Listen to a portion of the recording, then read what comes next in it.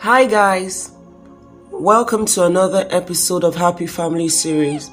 My name is Pastor Vickie Edeke. We've been looking at marriage problems, and today we're looking at undue interference from in-laws.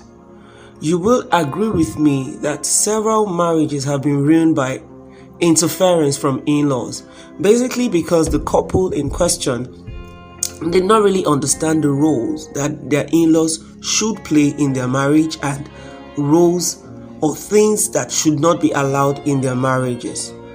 And in marriage, you can't rule out the fact that you have in-laws, especially in Africa, Nigeria. Some young ladies wish they would not have mother-in-laws. I've heard that some young ladies pray that before they get married, their mother-in-laws should die and all of that. It's not necessary. But they forget the fact that they will be mothers tomorrow and also become mother-in-laws. Some marriages have been ruined because of interference by in-laws. And you know what? The Bible is actually clear about interference from in-laws.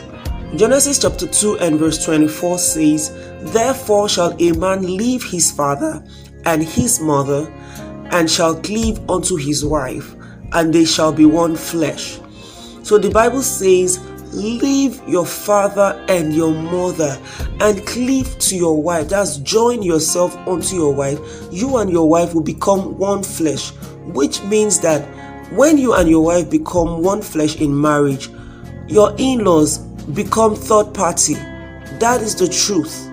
Your in-laws become third party. Becoming third party does not mean you should neglect them. I have actually done a series on leaving and cleaving. The title of that episode is Leave Them. That's the title of the episode. You can go check it out. So if you refuse to leave your family and cleave to your spouse, expect them to interfere in your marriage and decision making. That's what will definitely happen. Now, things that you can do. You can take your mother-in-law and father-in-law as your parents. Treat them the way you want your parents to be treated. The fact that the Bible said you should leave them doesn't mean you should abandon them. So most times, in-laws feel bad, ever since you got married to this woman, you don't take care of us again, you abandoned them, maybe because you really abandoned them. So you need to take your mother-in-law and your father-in-law as your parents. Treat them the way you want your parents to be treated. Take care of them. Make sure they are well taken care of. That way, they won't feel bad that, since you got married to your spouse, you changed and all of that. Another thing is that at the beginning of your marriage, you and your spouse should agree on what kind of information can be shared with your in-laws. Communication is key. So you need to know what kind of information you can share with them. Okay? Don't speak ill of your spouse before them. If you belittle your spouse, they will have no respect for your spouse. It is the way you present your spouse to them. That is the way they will relate with your spouse.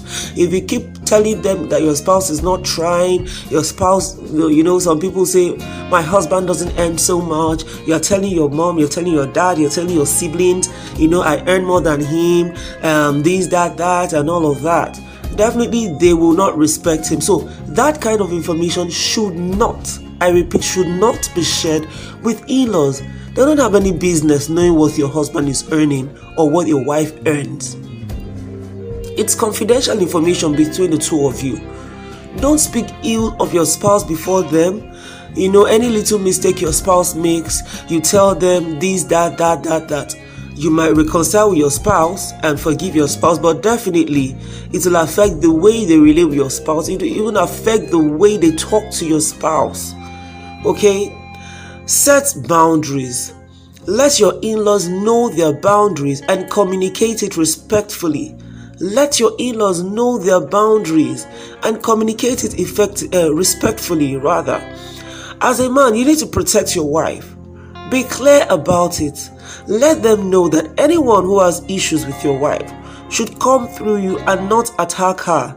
Don't give them the opportunity to talk her down or insult her. The same goes to the woman. Same thing. Let them come through you, please. Because if they have issues with your wife and then they go all out to start shouting at her, insulting her, even fighting her and all of that, it's very bad, because you and your wife are one flesh. You are one flesh. What you wouldn't want them to do to you, don't expose your spouse to it. Don't allow them to do it to your spouse. So protect your spouse. When they have issues with your spouse, let them come through you and express their grievance to you. Then you will know how to communicate it to your spouse. Because if you give them room to start talking down on your spouse and start insulting her, you might not like the way they will drag her. And definitely there will now be family wars. There are some family wars that can be avoided. It takes wisdom to relate with them. It takes wisdom. And finally, I would say that you should not take your marital issues to them. The truth is, in-laws hardly give a non-partial advice. Most times they take sides with their own. They take sides with their son or their daughter. So if you need marriage counsel, meet a godly and trusted marriage counselor. Could be your pastor or someone that you and your spouse look up to. Because if you take your issues to your in-laws, they will definitely take side with you, their son or their daughter. So avoid undue interference from in-laws. It breaks down marriages.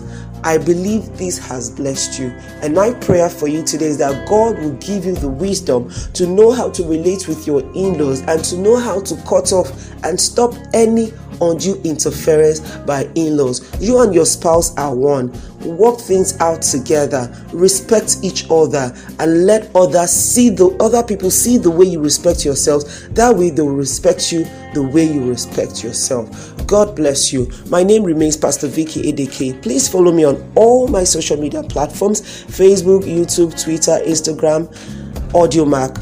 My name is Vickie Edeke across all platforms.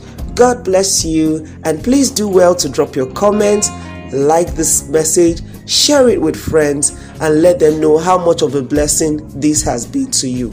God bless you.